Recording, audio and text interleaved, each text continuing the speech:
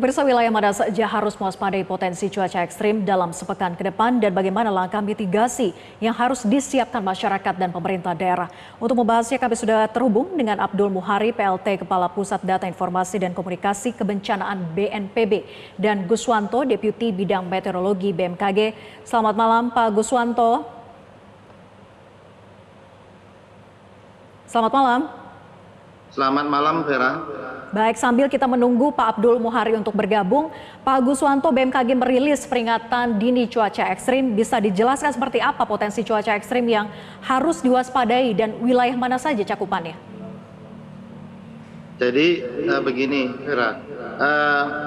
Cuaca ekstrim yang harus diwaspadai adalah cuaca ekstrim, terutama terjadinya hujan lebat, sangat lebat sampai ekstrim yang nantinya dapat menimbulkan bencana hidrometeorologi.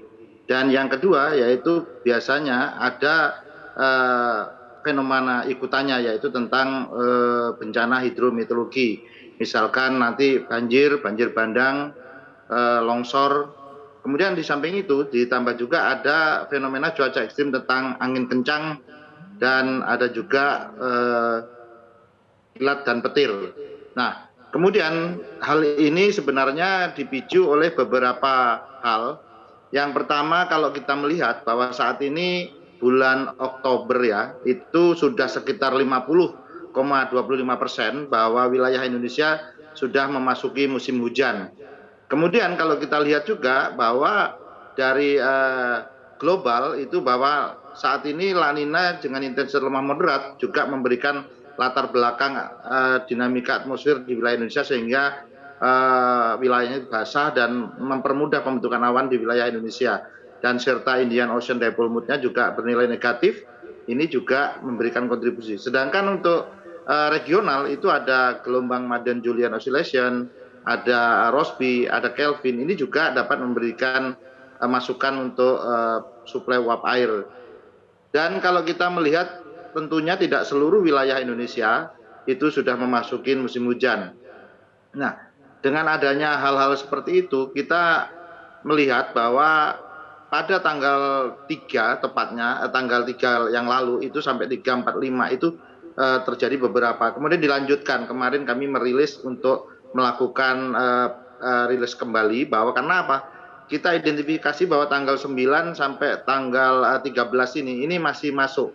Nah, sedangkan yang 15, 16 nanti kita analisis kembali.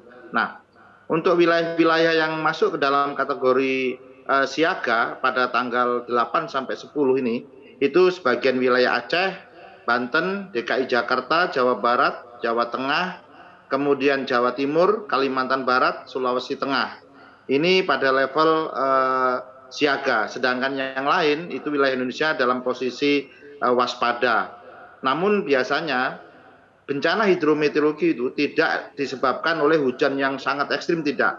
Terkadang hujan yang sedang pun ataupun cukup lebat itu bisa menimbulkan bencana hidrometeorologi, karena curah hujan di sini hanyalah salah satu faktor pemicu penyebab bencana hidrometeorologi. Demikian, Vera. Ya, Pak Guswanto, untuk minimalisir dampak bencana hidrometeorologi, ini mutlak harus dilakukan upaya-upaya mitigasi. Menurut BMKG, apa yang harus dilakukan untuk pemerintah daerah, BNPB maupun juga BPBD setempat? Ya, yang pertama kalau kita lihat untuk meminimalisir ini, yang pertama yaitu kita selalu melakukan bahwa koordinasi, ya, yang pertama adalah koordinasi terlebih dahulu, karena koordinasi itu biasanya hal yang mudah diucapkan tapi sulit, ya. Artinya setelah koordinasi di dalam menghadapi cuaca ekstrim pada musim hujan tahun ini sudah terbentuk, maka kita melakukan langkah lanjutannya, yaitu memastikan bahwa kapasitas infrastruktur sistem tata kelola sumber daya air ini siap dan mengantisipasi peningkatan curah hujan. Kemudian melakukan penataan lingkungan dengan tidak membuang sampah sembarangan, tidak melakukan pemangkasan lereng-lereng yang terjal, ataupun kita boleh juga melakukan perapian atau pemangkasan di hutan-hutan kota, karena apabila hujan disertai angin kencang maka pohon-pohon yang sudah lapuk itu bisa menimbulkan bahaya. Dan yang selanjutnya sesungguhnya kita menghimbau kepada masyarakat dan Pemda sekalian itu menggencarkan sosialisasi, edukasi dan literasi lebih masif lagi kepada masyarakat. Artinya bahwa cuaca ekstrim kali ini dapat menimbulkan bencana hidrometeorologi dan itulah yang harus diantisipasi. Tentunya kita juga selalu bahwa kita mengingatkan memitigasi yang sesungguhnya adalah masyarakat itu lebih mengenali cuaca dan lingkungannya masing-masing di mana tempat tinggalnya. Itu adalah mitigasi yang sesungguhnya. Kalau itu dilakukan, saya merasa kok sepertinya itu akan berhasil. Namun berbeda kalau cuaca ekstrim sudah diinformasikan, tidak mengetahui, lingkungannya juga tidak peduli. Berarti ini akan sangat sulit. Jadi edukasi dan mengintensifkan koordinasi itu menjadi kata kunci. Terima kasih. Ya, apakah upaya-upaya mitigasi tersebut sudah dilakukan dan tentunya tadi kesiapsiagaan bukan hanya pemerintah daerah tapi juga masyarakat setempat. Kita akan tanyakan nanti usai jeda. Tetaplah bersama kami di Prime Time News. Kita lanjutkan perbincangan dan sudah terhubung dengan Bapak Abdul Muhari dari BNPB. Pak Muhari, sirkulasi siklonik meningkatkan pertumbuhan awan hujan dan tadi juga sudah dipaparkan secara spesifik potensi cuaca ekstrim yang terjadi di hampir seluruh wilayah Indonesia, terutama potensi bencana hidrometeorologi seperti banjir, pergerakan tanah juga hingga longsor. Nah, apakah BNPB ini sudah mengetahui secara resmi peringatan dini yang dikeluarkan oleh BMKG ini terlebih cakupannya mengancam di hampir seluruh wilayah Indonesia? Ya, terima kasih Mbak. Tentu saja kami di BNPB selalu berkoordinasi dengan BMKG terkait dengan informasi perakiraan cuaca yang berpotensi memicu terjadinya bencana hidrometeorologi basah di Indonesia. Tadi malam juga kami melakukan konferensi pers bersama dan kita sama-sama mengetahui hampir seluruh provinsi di Indonesia kecuali Sumatera Barat dan Nusa Tenggara Timur berpotensi sangat besar akan adanya bencana hidrometeorologi basah ini. BNPB telah melakukan langkah-langkah antisipasi dan persiapan khususnya yang menjadi ujung tombak di sini adalah pemerintah daerah karena bagaimanapun mengacu kepada Permendagri 101 tahun 2018 ada standar pelayanan minimum yang harus dilakukan oleh pemerintah daerah terkait salah satunya adalah penanggulangan bencana. Ini mencakup keseluruhan fase kecuali fase pasca bencana. Jadi mulai dari fase pra bencana dan fase awal tanggap darurat itu menjadi tanggung jawab awal di pemerintah daerah. Tentu saja pemerintah pusat tidak lantas lepas tangan. Kami dari BNPB menyiapkan tim-tim yang sudah kami bagi untuk bisa melakukan dukungan langsung kepada daerah-daerah yang memang dalam catatan kami dalam 10 tahun terakhir merupakan daerah-daerah dengan frekuensi kejadian bencana hidrometeorologi paling tinggi di Indonesia dalam 10 tahun terakhir seperti Aceh, Jawa Barat, Jawa Timur, Jawa Tengah, Kalimantan Selatan, Kalimantan Tengah, dan Sulawesi Selatan. Tentu saja tidak menampilkan dukungan kami kepada provinsi-provinsi lainnya, tetapi kesiapsiagaan yang kita dorong ke pemerintah daerah itu adalah hal mutlak. Jadi kita mengharapkan pemerintah daerah bisa segera melakukan apel kesiapsiagaan karena ini baru di awal kita menghadapi musim hujan, masih akan ada serangkaian bulan-bulan ke depan yang kita harus benar-benar menyiapkan seluruh sumber daya, baik itu alat, perangkat, logistik, dan manusia untuk menghadapi potensi bencana hidrometeorologi basah ini. Ya, Pak Muhari, jadi bagaimana data pemetaan wilayah kebencanaan yang dimiliki oleh BNPB? Wilayah mana saja yang sudah mengalami dampak akibat cuaca ekstrim sejauh ini? Ya, khusus untuk 1 minggu terakhir di awal Oktober ini, kami sudah mencatat dari tanggal 2 sampai 8 Oktober itu hampir 134 ribu lebih saudara-saudara kita yang terdampak banjir, dan ada beberapa yang sempat mengungsi, tetapi sebagian besar saat ini sudah kembali ke rumah. Dari 134 ribu ini, memang kita ikut berduka cita, ada 9 korban meninggal dunia, itu 3 diantaranya di DKI, di MTSN yang kita tahu ada kejadian pagar roboh yang nantinya kami akan menyampaikan di belakang untuk langkah antisipasi ke depan terkait hal ini. Kemudian 1 korban jiwa di Aceh Utara, dan hari ini kami mendapatkan laporan ada 5 korban jiwa meninggal dunia akibat tanah longsor di Bali. Jadi ini mungkin gambaran dampak dari cuaca ekstrim di awal Oktober ini, sehingga benar-benar kami dari BNPB saat ini sudah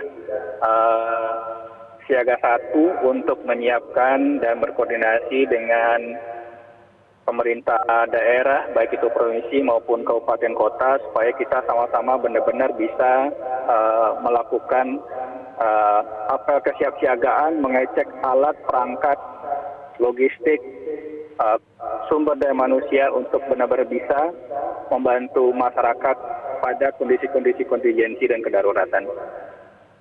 Ya, selain wilayah Bangli, Bali yang tadi Anda sebutkan sudah mengalami dampak longsor begitu ya, tapi juga ada beberapa wilayah yang saat ini sudah mengalami banjir seperti di 2 kabupaten di Aceh. Nah, bagaimana sejauh ini pemantauan penanganannya? Ya, untuk di Aceh itu yang paling signifikan kejadian banjir ada di Kabupaten Aceh Utara. Untuk kasus di Aceh Utara ini, BNPB sendiri sudah turun langsung ke lapangan mendampingi pemerintah daerah karena dampaknya cukup signifikan, dan masyarakat terdampak juga cukup banyak. BNPB dalam hal ini sudah menyerahkan dukungan dana operasional siap pakai sebesar 300 juta rupiah untuk mendukung sebagai dana awal pemerintah daerah bisa melakukan operasi tanggap darurat. Tentu saja ini baru dukungan awal. Kami juga mendukung pemerintah daerah melakukan kaji cepat situasi dan kebutuhan di lapangan, yang kalau ada dinamika-dinamika yang membutuhkan intervensi dan dukungan pemerintah pusat, dalam hal ini BNPB, kita tentu saja sudah menyiapkan dukungan-dukungan lanjutan. Untuk di Ya, Pak Abdul Hari, saya ingin ke Pak Guswanto. Pak Guswanto, tadi sudah disampaikan oleh Pak Abdul Muhari bahwa ada sejumlah persiapan yang sudah dimatangkan secara teknis maupun juga secara konsep gitu ya. Tapi bagaimana himbauan dari BMKG sendiri kepada masyarakat, terutama tadi seperti Anda sampaikan, edukasi dan kesiapsiagaan masyarakat pun juga penting untuk dilakukan dalam upaya mitigasi. Baik, himbauan BMKG kepada masyarakat. Yang pertama yaitu ini terutama pada saat memasuki atau sudah memasuki musim hujan, antara lain melakukan peningkatan sistem koordinasi dan kecepatan koordinasi antar kementerian lembaga. Dan di sini biasanya kita melakukan sinergi secara pentahelik dengan horizontal maupun vertikal. Kemudian dilakukan juga penataan lingkungan sekitar tempat tinggal dan resapan air ya. Kemudian juga kita melakukan cek kondisi sungai dengan melakukan susur sungai, termasuk kita melakukan cek kondisi pintu-pintu air dan sebagainya. Barangkali ada yang perlu diperbaiki dan pompanya pun juga perlu dites. Kemudian kita juga membersihkan ataupun merapikan wilayah-wilayah bantaran sungai dari sampah, serta memperkuat tanggul sungai yang sudah mulai longsor. Artinya di sini kita harus aware terhadap saluran air atau sumber daya atau infrastruktur air yang ada di sekitar kita dan di tempat yang lain, artinya yang mengarah daerah aliran sungainya menuju ke wilayah kita.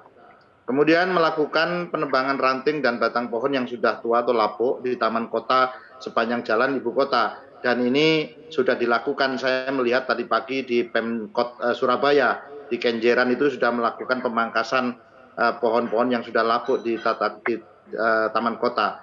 Kemudian yang terakhir yaitu melakukan sosialisasi dan edukasi masyarakat terkait antisipasi terjadinya bencana hidrometeorologi yang akan terjadi pada musim hujan 2022-2023. Artinya bagaimana yang dilakukan mitigasi yang sesungguhnya, yang tadi saya sampaikan bahwa kita itu wajib peduli dengan perkembangan cuaca dan sekaligus kita harus mengenali lingkungan tempat tinggal sekitar kita karena itulah mitigasi sesungguhnya. Dengan mengenali dua hal itu berarti kita dapat mengurangi dampak apabila terjadi bencana hidrometeorologi sewaktu-waktu. Kemudian kita juga di samping hal-hal yang tadi saya sampaikan, hal-hal yang artinya bencana, sebenarnya musim hujan ini juga memiliki dampak positifnya, yaitu barangkali di daerah-daerah yang dulu kering itu menjadi melakukan panen air hujan ya, ini untuk mengisi waduk, danau, dan untuk periode musim kemarau yang akan datang. Dan yang terakhir, saya berharap kita ada perubahan perilaku, artinya perilaku aware terhadap cuaca dan iklim. Ini dengan melalui monitoring informasi cuaca dan iklim, melalui kanal-kanal yang tersedia, baik itu melalui call center 196, website BMKG, sosmed, info BMKG, ada di YouTube dan aplikasi telepon pintar yang diberikan oleh BMKG.